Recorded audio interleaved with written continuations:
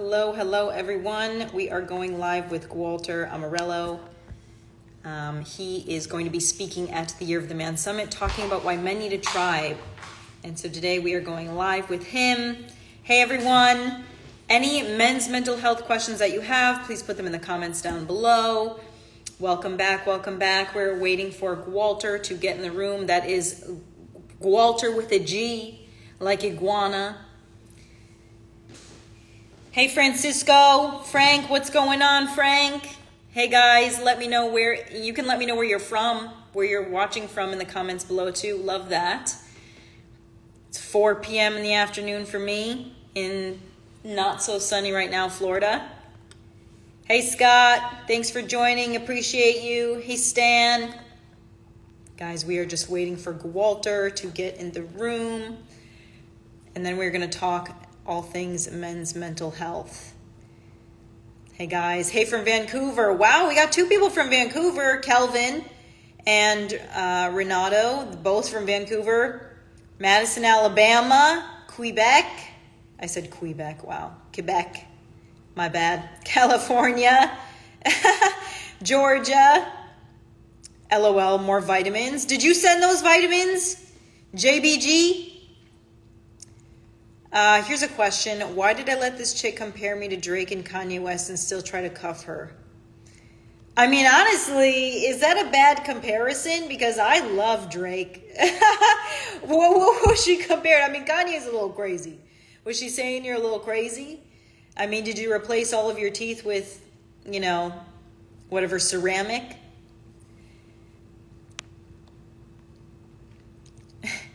Hey guys, hey everyone who's joining. We're just waiting for Gualter to come on and we're going to talk about men's mental health. We've got people from Poland, Indianapolis, someone from Medellin. I love Medellin. Love, love, love Medellin. Istanbul. Gualter is in the room. We're going to let...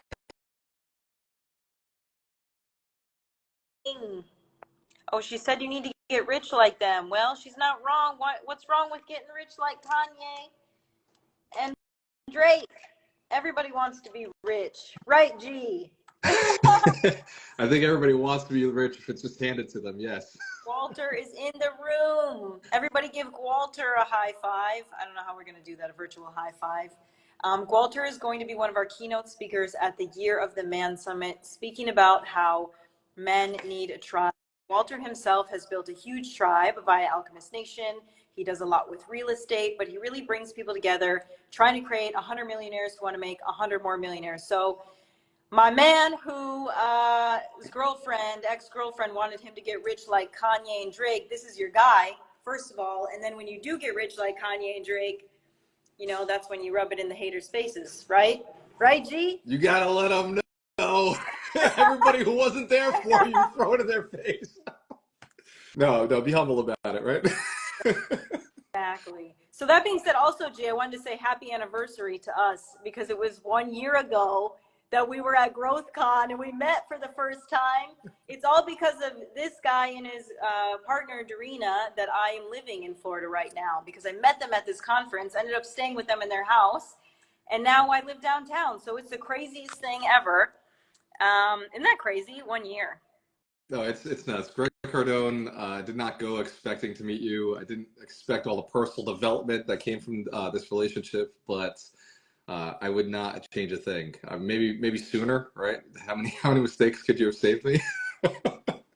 And for everybody who's listening, I have a son on the way, and I would not have my son on the way if it wasn't for the work that Elise had done. It helped me get myself out of my own way. So I made a lot of money. I had a lot of impact I was having, but I just didn't think I could do fatherhood. So very, very thankful for the relationship. So stoked for you. You said you wanted to wait till 47, was it?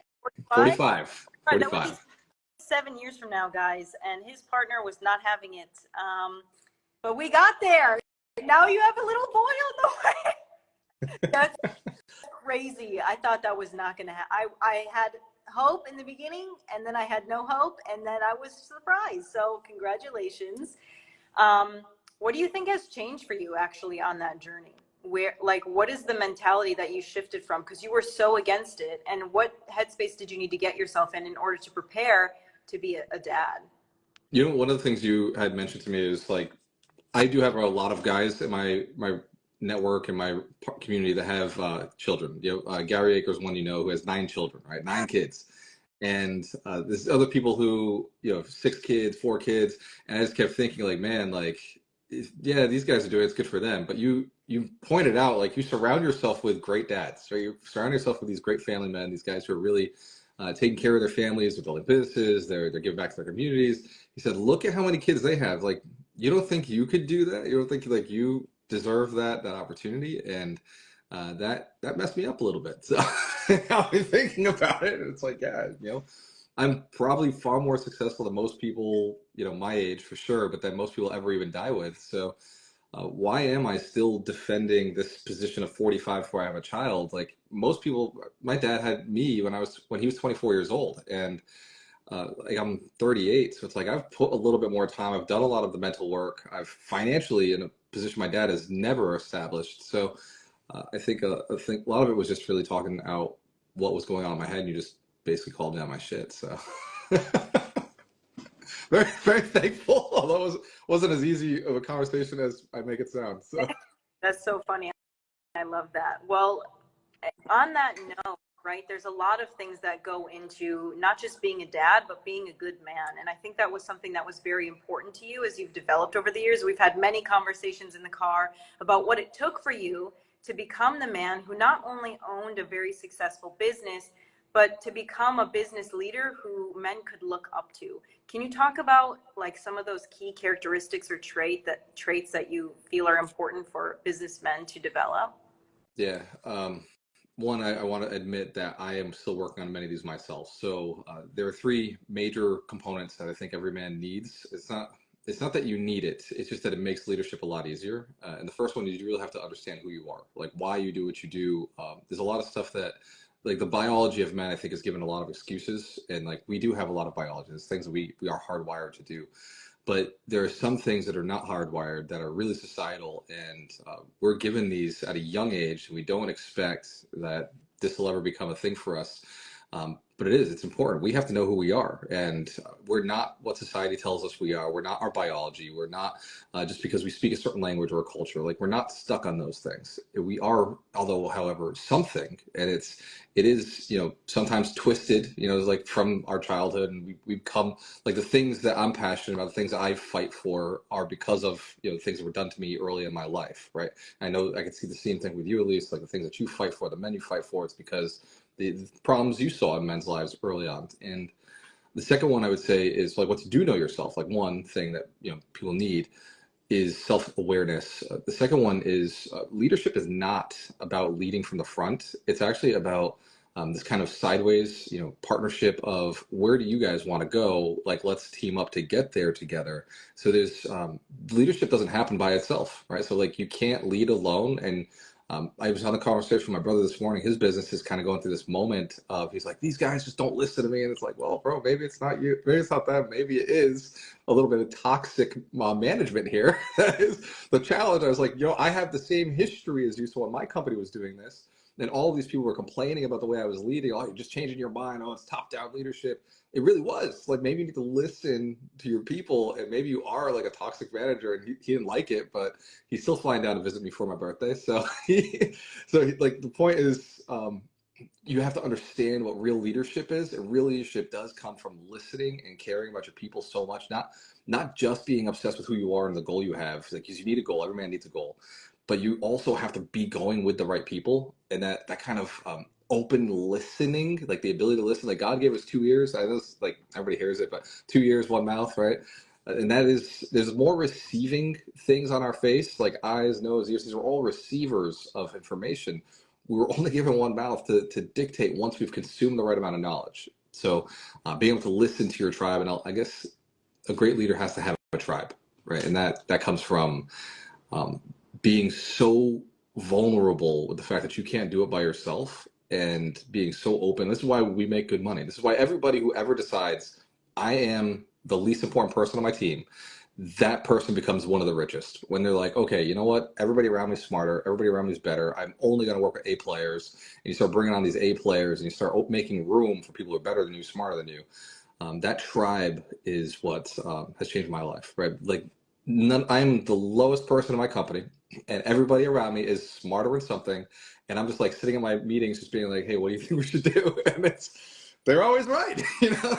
So that would be my third one: is you have to have a tribe. You can't lead without a tribe, right? Wow. I love all of those, and I love when you go on, like, get in your flow, because you just spit so much knowledge. How many people in here thought that that was like so valuable? I mean, it's kind of 4 o'clock in the afternoon, so I don't know how many people are going to stay, but if you're rewatching this, put a bunch of claps in the chat. And when you talk about that for leadership, that is most definitely something you're going to use as a father as well. And I know that you've told me you've made mistakes as a man. Can you talk about some of the biggest mistakes you've made as a man, and why they were mistakes, and like maybe why you thought at the time that they were important for you, maybe in your manhood or in your journey to becoming the best CEO? Because I'm sure a lot of men can relate to that journey of becoming a man and making mistakes. Is this like, what rating do we have on this? Because this is be I don't know if we could go there. My greatest mistake, and also an accomplishment that I needed to do. I think so. I went through a divorce, and that divorce only came about because I didn't know who I was going into it, going into the marriage. I was one of those guys who's just really hell bent on serving my wife, like, oh, and whatever she wants, I'm going to give her everything. And like that was my mentality going into it. Was like she was right about everything. And it wasn't until years into it, married for 3 years, but I was with her for 7, and at 28 years old, I just kind of woke up and was like, I need to create a better financial life, because this girl wants me to be a slave to my job. Like, I need to figure out like wealth and money. And as I was doing that, I noticed more friction in the relationship. I wasn't being the man that she wanted me to be. I wasn't being what I had basically agreed to in the relationship. Was like her little bitch who just like went and worked this job. And I started really shifting. I started getting into real estate. I started doing stock trading. I was doing all these different entrepreneurial things, like going courses. And the more I developed myself, the further we kind of separated. But the more I thought I was right, the more I'd like tell her, like, I'm right, like this is how it needs to be done. Money needs to be done this way. And it caused more and more problems in our lives. And one day I ended up putting the house on the market that we had owned together. And she ended up asking for a divorce 8 months later, because she's like, that we worked all these years for that house, and then what'd you do? You got rid of it. Like, is this the life I'm living? Like, you're not who I married. You're not the guy I committed to. And so I put it in my first book, the book Broke to a Quarter Million. The lesson I learned there was, when you think you're listening, stop and listen. And that, I would say, is one of the most toxic things that I had done in that relationship, was I just wasn't listening to her. And I also didn't set the right context. I didn't say, hey, like, this is my mission and purpose in life. This is what I'm going after. But the other, if I can go to the other one, it's more fun for the guys on here.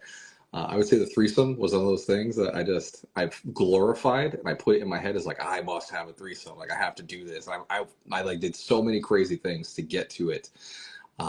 Like, whatever it took. And then it did finally happen. Like, I will say, greatest moment of my life for sure. Like, I say that, I'm like, yeah, it was the best thing I ever did. But I could have been with the girl I'm with now 3 years earlier if I hadn't been so hell bent on, like, I can't be with you, like, you're your wife material. I got to go and do all this player stuff. I had to play, like, I had to. I know that, but I could have done it in such a more healthy manner, and I could have done it in a way where, like, I always had this rule of like, don't hurt the girls that you're with. Like, always be respectful. Like, treat everybody with respect and leave them better than you met them. But I realized, looking back, like, I was a heartbreaker, and I didn't care. Like, I was just like, yeah, whatever. Like, I told you when we got into the relationship, I wasn't looking for anything. I did a lot of that. And so, like, there was a lot of like bodies. There's a body count, but it was like a lot of bodies that just didn't need to be hurt the way I did. And so I think that was probably one of my biggest mistakes as a man. As a man, like, not business related, like, I definitely messed up a lot of good relationships with good girls that I could have just been like just friends with them, instead of like taking it to another level of like making commitments that I wasn't ever going to keep. So, pro tip, be a better human being. Wow, that's so powerful to like realize that. And I love how you admit, like, you're like, at some point you had to play, you had to experiment or explore, but maybe you didn't need to do it in the way that you did, and you had a lot of casualties from that. And so speaking of that, like, what do you think about, just because we're going in this direction, what do you think about the whole narrative that is on podcasts and stuff now, where it's in men's DNA to cheat, and men should have multiple partners, and like, do you think that men should get like a card for this, like a free pass for this, or do you think, what do you think? I love that. I've actually done a lot of research on it because, being a man who, has had that hunger of like, okay, I want a lot of attention. I want multiple women. Like being that kind of guy, I thought every guy was like me. But that research has been done, and by a gentleman named Robert Dunbar. In his book, Friends, he actually goes into it. His book, Evolution, goes even deeper into the actual biology behind men. And it turns out that it's not men that are like this. It's actually human beings have 25% of us are polygamous tendency, but also 25% are monogamy tendency. And then there's this 50% that doesn't really seem to have a preference. They're kind of like whatever society does, we do. And so what happens is when you have two monogamous people together, they freaking love it. It's just absolutely amazing. It's what, and we look at those people, we're like, oh my God, they're so powerful. And so we model them, right? Because they've created so much. And then we have these other groups that, in the theory is, but they didn't study this very well. If you get two polygamous people together, it's like maybe that would be great too. But when you have a monogamous and a polygamous person together, it doesn't work. There's always this kind of friction of like, oh man, like they're looking for something else, or oh man, like how are they dissatisfied with me? And there's these kind of challenges. And then in this world of biology, it's like yes, like technically men are looking for just hit it and quit it kind of relationships. Like it's very superficial on some level, many of them.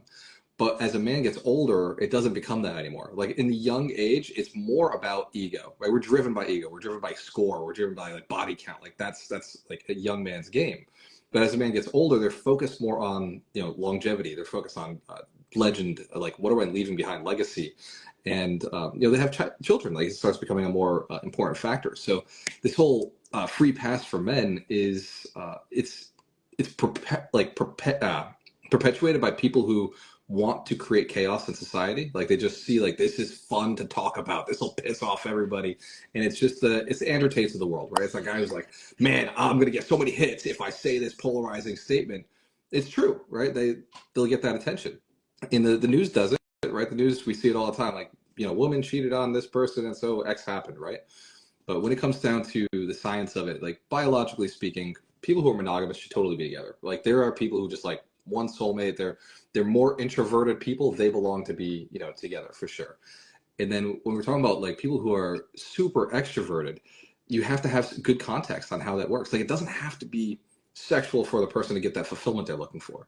And I think a lot of people misunderstand how important human connection is, and they forget it's like, oh my God, this because of this guy-gal relationship, like there's a lot of sexual tension. The woman probably doesn't feel that sexual tension. Like the guy probably is like, hey, if she's ever single, I'm gonna get in there. But the woman probably doesn't have any of that. It's like genuinely just, yeah, I'm just having friends because they like me, and women like being liked. All people like being liked. So that sexual side of things, I think we as a society need to be able to talk about it more. And also, like as somebody who teaches wealth, like we talk about sexual energy all the time because like people who are low sex energy tend to make low income. People who are high sex energy tend to make high income because they got something to prove. They're hunting, and you just transmute that energy instead of like putting it into another partner. You're putting it into your business. That motivates you. It gets you lit up, and it's just not looked at the right way in society. We are biological animals, and we're running around, but we have all these cultural traps around us that we just forgot existed. But they're out there, and we gotta reevaluate our lives and like who we are. But no, I'm not giving anybody a free pass. I'm just saying, figure your shit out. Like, find out who you are. 100%. Yeah, I love that. And I love how you touched on also, people need human connection. And obviously that's what your talk's going to be about, why men need a tribe.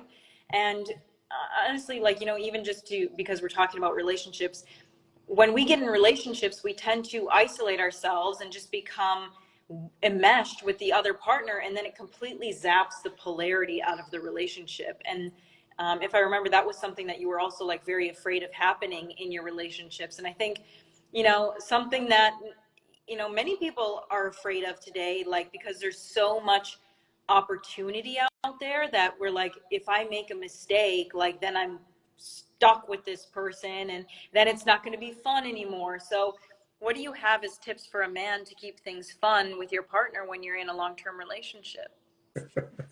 Oh man, I'm about to give my secrets away, so hopefully Doreen doesn't watch this. But I would cause chaos for no reason. So, in the middle of the relationship, women are addicted to drama. We have to just acknowledge that women are addicted to drama. They love drama, and it's because their brains are just smarter than ours. Like they have more white matter in their brains than men do. They're capable of more relationships than men are capable of. There's something called mentalizing, where a woman can actually, well, every human being that's over the age of 5 can mentalize. But as you get older, men's ability to mentalize ends around 4, women's ends at 5, which means they can think about what 5 people are thinking all at the same time. Men are only capable of 4 people. So our ability to mentalize isn't quite as exciting, right? It's not as interesting. So when a woman's talking, she's thinking about a lot more than a man is actually thinking about. And so she needs drama in her life. And if any guy will see this, you leave a girl with her friends long enough and like everything's good, and then eventually there's like drama caused. If you don't cause the drama in the relationship, she's going to look for it somewhere else. And so you have to start like these, like an example of drama that I'll create is I won't buy her any gifts for a long period of time. And I'll start pointing out that I haven't bought her anything. I'll start pointing it out. Hey, I haven't bought you I anything. just want Maybe to not say fair. that some of Walter's tactics are very toxic, and this is not a PSA to mirror relationship after Gualter. And yes, I did yell at him about this when I lived in the house. Just PSA. This is a Gualter tactic as a PSA. Okay, continue on. So you neglected her getting her gift, and then you pointed it out. And then I pointed out. I'd be like, hey, you ever notice like I don't get you gifts? And then she'd be like, yeah, it's really inconsiderate. It's not cool. And it's like, yeah, you're right. That's right. You're right. Like I need to work on that. And like acknowledging the problem that already exists just by like creating a time to talk about it gets her that energy to spit at me and be like, yeah, you're right. And it's like, hey, let's work on it together. What could I do? So I'm able to turn it I think back. But I will say, you're it just sounds purposefully creating problems to bypass any problems she might have. So you're creating a problem that you know you can solve first. yeah. That's what I think you're not creating drama. You're just like, okay, she's probably going to find something wrong with the relationship. So I'm going to create the problem that has an easy solve. And then I'm going to point it out first so then I can solve it because I already know. You are reverse engine. Okay, I see what you're doing. I'm just playing the show, right? Not If you creating know, the drama though, it's just trying to circumvent any actual problems, which for years was the baby thing. But you know what? She got that in the end. So there's no more problems, right? oh, there'll always be problems. So, like I said, she's a woman, She's and human a beings. woman. There'll always be problems. She's a woman. There will be drama because if I don't create the drama, and I know this for sure, she will find it. She will find it somewhere, and I just don't want like I've seen women attack other women, and I'm telling you, like Dorina is an amazing woman. She's like so, aware, but you've lived with her, you've seen her do it. Like we know, like women just sometimes go off, and I think as guys, if we don't give them a safe space to do that in a way that when we're energetically able to handle it, then it happens when we're not energetically able to handle it, and that ends up being a blowout. And I think every guy knows their limit. Like you don't want to see us when we're mad. Just like any woman, you don't want to see a woman when they're really mad. So I think it makes sense to kind of catch those things before they're going to happen and like bring out a point to talk about it when you're in a cool, calm state, so you can go through that conversation. But I don't know. It does sound toxic now that I say it. I'm like I create drama so I can avoid drama. It do sound pretty toxic. Yeah, it's so bad. So this question. So do you get blamed for something that you know for sure you're not doing? Yes, what he's saying. He's saying he purposefully does something to piss her off so that he knows exactly what it is, and it's not just like a sneak attack. See, most men get surprised by these things. Gualter just does it on purpose. Once again, would not recommend, but to each their own. It is a way to get your person never to leave you ever, because it develops a very toxic chemical bond, trauma bond, where then they feel like they need to impress you and they can never leave because they're constantly trying to get your approval. So would not recommend. You But just sold me on it. I'm like, yeah, that sounds like exactly why I do it. So I've got some things but to work on. it's okay. We all have our things, and so that being said, would you ever, do you have any tips for men who are maybe struggling right now struggling like with their business, struggling to like get off the ground in their relationship, just kind of like in a bad spot.